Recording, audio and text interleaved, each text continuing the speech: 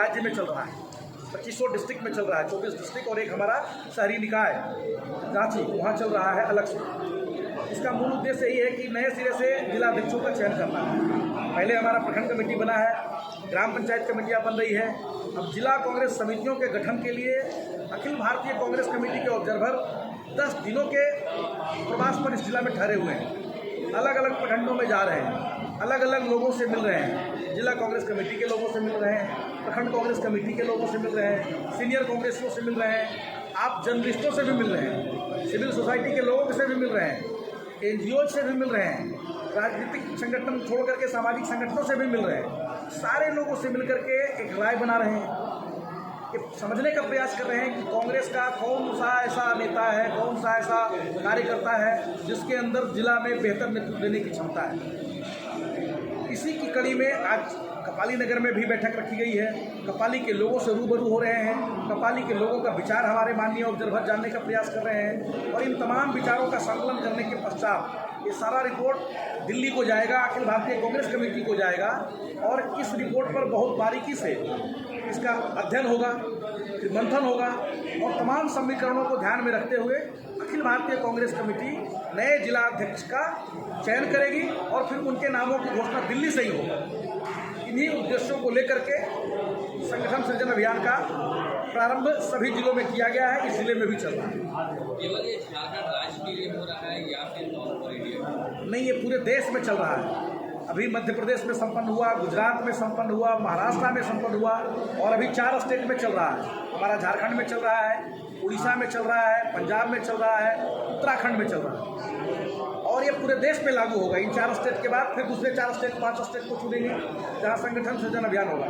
राहुल जी और खड़गे साहब का स्पष्ट सोचना है कि पहले जैसे जिलाध्यक्ष थोप दिए जाते थे, अब वैसा नहीं चलेगा। अब जिलाध्यक्ष कार्यकर्ताओं के भावना के अनुरूप बनाए जाएंगे, आम जनों के भावना के अनुरूप बनाए जाएंगे। कोई ऐसा व्यक्ति जिलाध्यक्ष नहीं बनेगा जो जिलाध्यक्ष का बोर्ड लगा करके घर में बैठा हुआ हो, महीने में कभी कभार निकलता हो, छोटे मोटे कार्यक्रमों में पार्टिसिपेशन करता हो। बल्कि राहुल गांधी जी की सोच है कि हमारा जो जिलाध्यक्ष हो ऐसा व्यक्ति हो जो 24 घंटा पार्टी का झंडा लेकर के जन सेवा के लिए तत्पर रहे।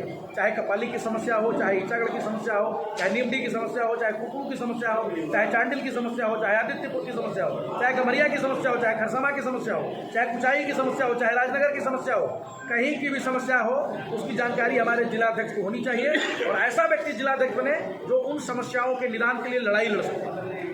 क्या लगता है इस फैसले के बाद में पार्टी संगठन मजबूत होगा और बाकी पार्टी में पारदर्शिता? निश्चित रूप से राहुल गांधी ने जो तरकीब अपनाया है ये पूरी तरह से वैज्ञानिक पद्धति है। एक फॉर्मेशन हुआ है सिस्टम का। सबसे पहले उन्होंने नियम कायदे कानून बनाए हैं कि हम जिलाध्यक्ष को चुनने के लिए क्या क्या पैरामीटर तय करेंगे, उस पैरामीटर पर जो फिट बैठेगा वही जिलाध्यक्ष बनेगा। ऐसा नहीं है कि कोई आदमी आज पार्टी में हमारा आ गया, 2 महीना पहले आ गया और राहुल गांधी जी के पास फॉर्म भर दिया, पता चला कि इनके पास दौलत बंगला कार सब कुछ है, इनको बना दो। अब ये चलने वाला नहीं है।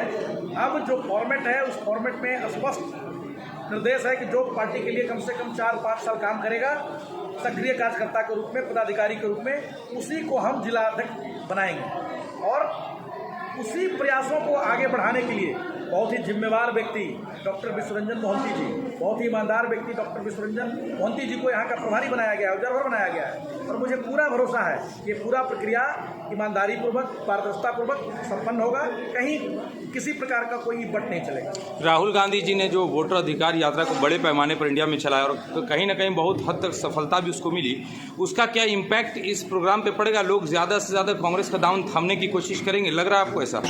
बिल्कुल पड़ेगा और बिल्कुल पड़ रहा है। बिहार में आपने देखा, बिहार में कांग्रेस को लोग कमज़ोर समझते थे, लेकिन कांग्रेस उस सोए हुए शेर की तरह है जो जब जागेगा तभी सवेरा हो जाएगा। देखिए राहुल जी ने बिहार की सड़कों पे अपने आप को पैदल चलने के लिए तैयार किया तो लाखों नहीं करोड़ों नौजवान सड़कों पे निकल गए। बिहार के बूढ़े बुजुर्ग, महिलाएं, तमाम लोग, सभी धर्म को मानने वाले, सभी वर्ग के लोग सड़कों पर निकल करके राहुल जी के साथ कंधे से कंधा मिला करके वोट अधिकार यात्रा को संपन्न किए और वोट चोर गद्दी छोड़ के नारा को पूरे देश का सर्वप्रिय नारा बना दिया और दिखा दिया मोदी जी को कि आप अगर वोट चोरी करके इस देश में सरकार कायम करेंगे तो देश की जनता जागरूक हो रही है, एक बड़े आंदोलन के लिए तैयार हो रही है, दिल्ली की सल्तनत को हिला करके रहेगी। वापसी करेंगे बिहार में आप लोग? निश्चित रूप से 100% बिहार में वापसी करेंगे। बिहार में इंडिया गठबंधन की सरकार बनने जा रही है और कोई रोकने वाला नहीं है। राहुल जी के दौरा ने, राहुल जी के वोट अधिकार यात्रा ने इस कार्य को और पुख्ता कर दिया। हम निश्चित रूप से सरकार बनाएंगे। आगामी झारखंड नगर निकाय का चुनाव है, इसमें क्या बेनिफिट मिलेगा कांग्रेस पार्टी को, जो संगठन मजबूत बनाने की जरूरत किया जाए? देखिए, नगर निकाय चुनाव मैं समझता हूँ कि अगले 1-2 महीने में इस राज्य में होना चाहिए। हम तमाम लोग उम्मीद लगा के बैठे हुए हैं। हम लोग राज्य सरकार से आग्रह भी करते हैं कि अब नगर निकाय चुनाव में और विलंब नहीं किया जाए। 2 साल से अधिक का विलंब पहले ही हो चुका है और नगर निकाय चुनाव जो संपन्न होगा उसमें मैं आपको बता दूं कि कपाली में पहले भी कांग्रेस पार्टी से जुड़े हुए लोग उपाध्यक्ष और अध्यक्ष थे। आज जब दोबारा चुनाव आएगा तो फिर से यहाँ कांग्रेस के ही अध्यक्ष बनेंगे, कांग्रेस के ही उपाध्यक्ष बनेंगे। और इसके अलावा तमाम नगर पालिकाओं में कांग्रेस पार्टी मजबूत प्रत्याशी देगी, सभी वार्डों में मजबूत लोगों को समर्थन देगी और सारे नगर निकायों में कांग्रेस पार्टी इस बार शानदार प्रदर्शन करेगी। इंडिया गठबंधन शानदार प्रदर्शन करेगा। चुनाव लगातार हाईकोर्ट के बदलाव लगाने के बाद में भी सचिव को तलब किया है उसके बाद। लेकिन इस बात से हम लोग सहमत हैं कि थोड़ा सा विलंब हो रहा है चुनाव में, लेकिन राज्य सरकार भी जो विलंब कर रही है उसके पीछे बड़ा कारण है, वो पिछड़े वर्ग को आरक्षण देना चाहती है। राज्य सरकार की मंशा कितनी स्पष्ट है कि इस देश में निवास करने वाले गरीब, गुरबों, पिछड़ों, अकलियतों और ज़रूरतमंदों को न्याय मिले, उनकी भागीदारी बढ़े निकाय चुनाव में। इसके लिए अगर थोड़ा विलंब होता है तो मैं समझता हूँ कि सार्थक विलंब है। इससे हमारे पिछड़े भाइयों को मौका मिलेगा, उनका बीच से नेतृत्व निकल करके आएगा और इस कवायद को आगे और बेहतर करने का मौका मिलेगा। तो नगर निकाय चुनाव में भले ही थोड़ा विलंब दिखाई पड़ रहा है, लेकिन इसका मकसद बहुत स्वस्थ है, बहुत साफ है, बहुत ईमानदार मकसद है और इससे राज्य के नागरिकों को ही फायदा होने वाला है।